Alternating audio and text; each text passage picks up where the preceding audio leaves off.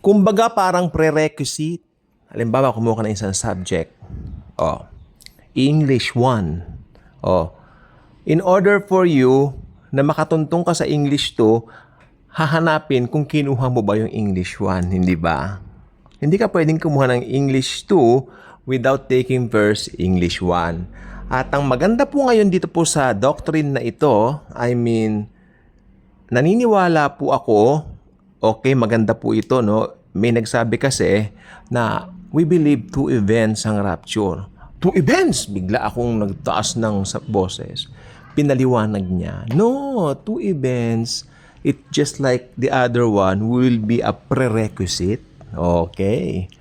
It won't happen without the first being happen first. Ibig sabihin, hindi pwede mangyari yung pangalawa hanggat hindi nangyayari yung una. Okay, paliwanag mo ka ako, and then inano nga niya sa akin. Okay. Ay, gusto ko naman i-share sa inyo kasi ako yung nakumbinsi naman, ako yung nag-agree naman, no? Yung rapture, sabi niya, dalawa raw ang event na ito. Pero hindi naman po ito misleading. Dalawang event daw to, sabi niya. First, yung taking away. Ito po yung caught up. Rapturo. Hindi po ba? Sa, anong tawag dito? Rapturo sa Latin. Wherein sa wikang Griego, sa Greek naman po, ito po ay harpazo. Kaya, ibig sabihin, caught away, being caught up. We are being taken away. O, yun. Dati kasi yan lang alam natin pag rapture and taking away.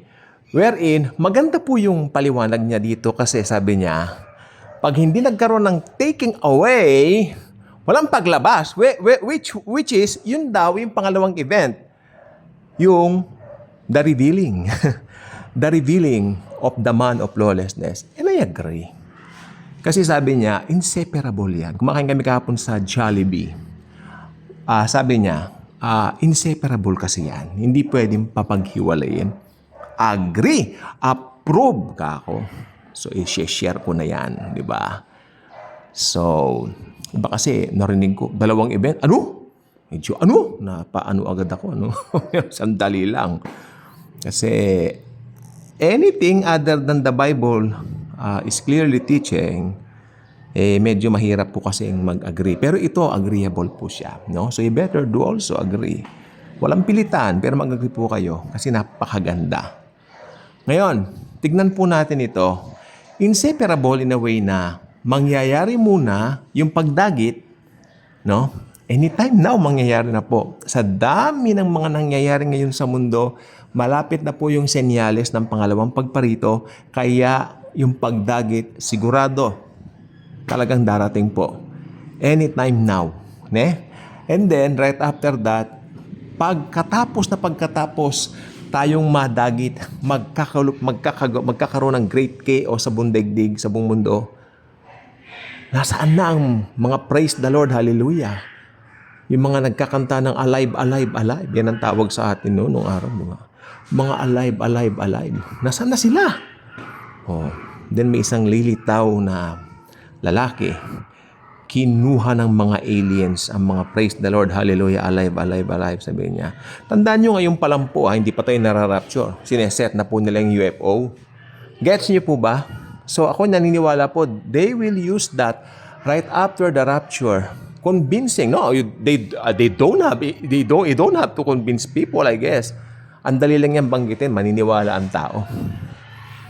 Magulong utak ng tao during that time. At gagamitin niya ng Antichrist para i-convince sila na yung mga praise the Lord, hallelujah, alive, alive, alive, forevermore, ay, kinuhat, dinagit na.